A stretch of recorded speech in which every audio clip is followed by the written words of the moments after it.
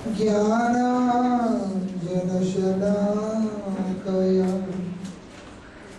चक्षुरुन्मिलितं येन तस्मै श्रीगुरवे नमः। कृष्णाय वासुदेवाय देवकी नन्दनाय च नन्दगोपकुमाराय गोविन्दाय नमो नमः।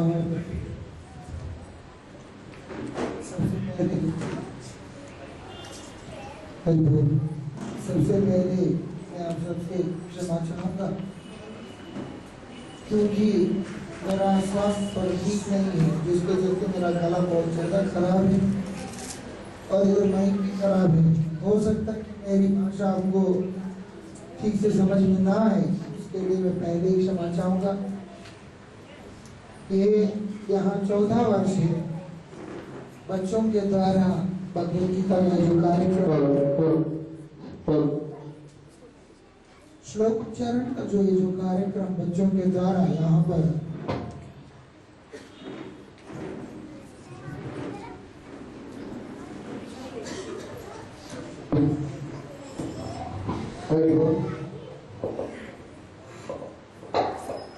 ये 4था साल है। पिछले साल मैं आ नहीं सका। हर साल मैं इधर आता हूँ, पिछले 2 साल से आया और पिछले साल नहीं आया। इस बार भी मेरा तबीयत ठीक नहीं था। ये दोनों सुना नहीं, जबरदस्ती करके यहाँ पर बुलाया और आने का पीछे एक कारण सबसे बड़ा ये है, इतने छोटे छोटे बच्चे जिनका उम्र 5 साल है, जिनका उम्र, और पहली बार तो 3 साल वाले ने भी बोला श्लोक, तो मैं भूल नहीं सकता वो कार्यक्रम जहां पर इतने छोटे छोटे बच्चे शुद्ध भगवद वाणी उसका उच्चारण करते हैं, उसको बताते हैं, जिसकी आज की समाज को बहुत ज्यादा जरूरत है। लोग तनाव से ग्रस्त होकर डिप्रेशन में चले जाते हैं। क्यों? क्योंकि लोग अपने ऊपर किसी चीज का प्रेशर नहीं ले पाते। काम का प्रेशर, पढ़ाई का प्रेशर, समाज का प्रेशर और आपके ऊपर दूसरों की जो उम्मीदों का प्रेशर, ठीक कई तरह की प्रेशर व्यक्ति के ऊपर आज के समाज में पड़ रहा है, जिसको कोई उठाने में सभी समर्थ नहीं है, जिसके चलते मनुष्य डिप्रेशन में जा रहा है और यहां तक जाता है कि अपनी स्वार्थ की पूर्ति ना होने के कारण भगवान के अस्तित्व तक को नकार देता है। कहाँ है जी, भगवान तो है नहीं। क्यों? कि मेरी मतलब की चीज तो होने ही नहीं है। होता है ना, जो हम चाहते हैं वो होगा तो भगवान है। अक्सर लोग ऐसे होते हैं, हम अगर नहीं चाहते, हम जो चाहते हैं वो पूरा नहीं हुआ तो भगवान नहीं है। कई लोग हमें बोलते भी है, क्या स्वामी जी हम ही मिले उनको? क्यों?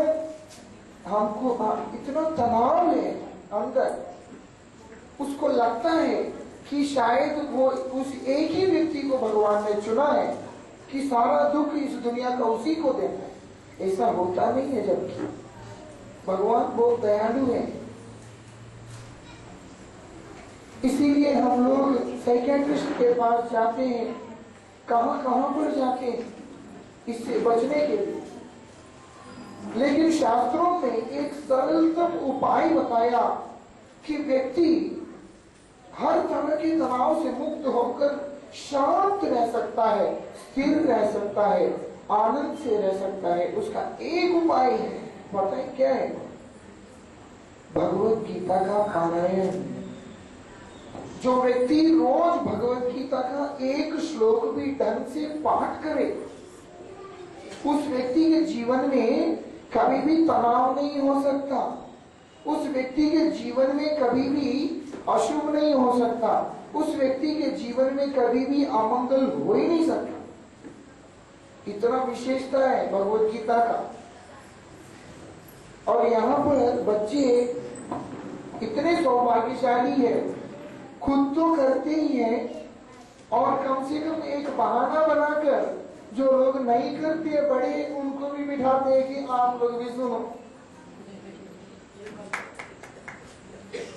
क्योंकि कितने लोग करते। मैंने पहले साल बोला था, मैं खुद 21 साल की उम्र तक मुझे मालूम ही नहीं कि भगवत गीता क्या है। एक तरह से मालूम है कि महाभारत के अंदर कृष्ण ने कुछ बोला अर्जुन को, लेकिन क्या बोला एक श्लोक का भी ज्ञान नहीं। उसके बाद पता चला यहाँ पर 3-3 साल की उम्र से, अभी वो 3-4 साल से बच्चे बोल ही रहे, अभी उनका उम्र 7 साल 6 साल हुआ, कितने 60 श्लोक सीख लिया। 60 श्लोक तो मुझे ही नहीं आता। ये हमारा तो अतिशय सौभाग्य है। आज ये बच्चे बड़े होने के बाद एक अच्छे माता पिता के भक्त बनेंगे। आप देखो, यहाँ मालूम नहीं मुझे, ये सोसाइटी अच्छी है क्योंकि हरियाणा सोसाइटी है, नाम भी बहुत अच्छा है, लोग भी अच्छे हैं, मैं जब से आ रहा हूँ देख रहा हूँ। लेकिन अगर आप देखोगे इस समाज के अंदर कोई बच्चा अपने माता पिता के साथ रहना नहीं चाहता है। और अभी मैं पिछले महीना फ्रांस गया था, इतने बड़े बड़े मकान, लेकिन एक आदमी रहता है, एक बुढ़िया रहती है वहां। पूछा मैंने, आपको आप कैसे रहते हो यहाँ? वो कहते क्या बोले स्वामी जी, हमारे बच्चे साथ रहना ही नहीं चाहते। 15 साल सिर पे उम्र नहीं, वो लोग शराब पीना, उसके बाद कई तरह के व्यसन, मांस खाना, गुटखे तो वहां देखा नहीं, लेकिन वो क्या बोलते सिगरेट पीना, चिलम, गंजा, जो भी गंद, उसी संस्कृति को हमारे बच्चे आज की डेट में ले रहे हैं। शादी करते 4 दिन में तलाक, रिश्ते टिक नहीं रहे हैं। माता पिता जिन बच्चों को इतने प्यार से पाल करके बड़ा किया, उन माता पिता के साथ में बच्चे जिंदगी नहीं काटना चाहते, उनकी सेवा नहीं करना चाहते। बीमार है तो बोलते उधर जाओ, छोटा भाई के पास जाओ, बड़े भाई के पास जाओ, मेरे पास छुट्टी लेने का समय क्यों?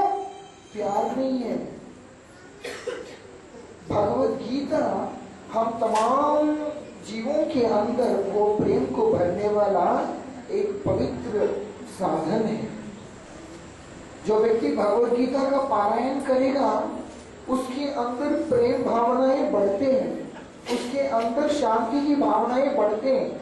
वो लोग समाज के अंदर आतताई के रूप में बड़े नहीं होते हैं। आप लोगों को गर्व होगा कि हमारे बच्चे एक देश के अच्छे नागरिक बने। मालूम है इतना कुछ भगवत गीता दे सकता है हमको। और वो भगवत गीता का पाठ यहाँ पर बच्चे लोग करते हैं, सुन के बहुत प्यार उमड़ता है। कितना प्यारा लगता है सुनकर कि जो कि शब्दों में बयां किया नहीं जा सकता। सबको करना चाहिए, बड़ों को भी करना चाहिए, लेकिन जो बड़े नहीं कर पाए अभी तक, वो लोग बच्चों को देख के सीख ले। जो करते बहुत अच्छी बात है, ये विशेषता है। अगर आप देखोगे भगवत गीता के अंदर, अर्जुन फिजूल में बैठा हुआ व्यक्ति नहीं है कि अर्जुन को उस युद्ध भूमि के अंदर टाइम पास करना था तो अर्जुन ने कृष्ण से पूछा ना। अर्जुन एक विशेष महत्वपूर्ण व्यक्ति है जिसके कंधे के ऊपर इतना बड़ा युद्ध का जिम्मेवारी है। नहीं, अर्जुन कोई ऐसा आदमी है ना, बहुत रेस्पॉन्सिबल आदमी है जिसके ऊपर देश का पूरा रेस्पॉन्सिबिलिटी है, युद्ध का है, सब कुछ है। और उस युद्ध के बीच में अर्जुन विचलित हो जाता है। जीवन के अंदर जहां पर हम लोग एक स्थिति आता है जहां पर हमको कोई दिशा ना मिले कि मैं किधर जाऊं, किसके पास जाऊं,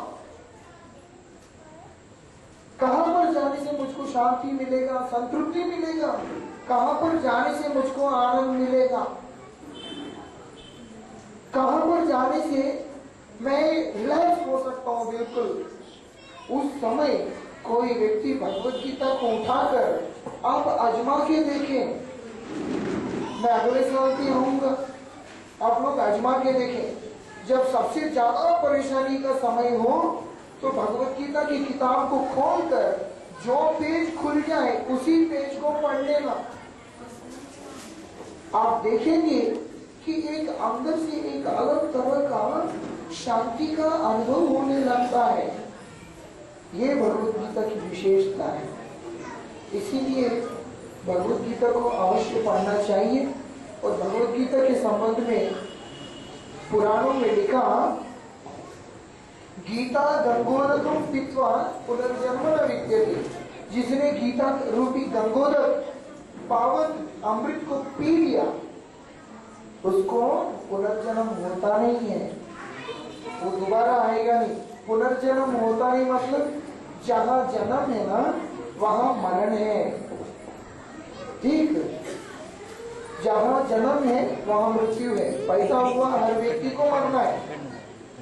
इसीलिए पुनर्जन्म न विद्यते मतलब उसको दोबारा मरने वाली स्थिति कभी जीवन में आएगी नहीं, और ना ही वो कभी बीमार होगा, क्योंकि कोई वस्तु पैदा हुआ तो वो जर्जरित होगा ना।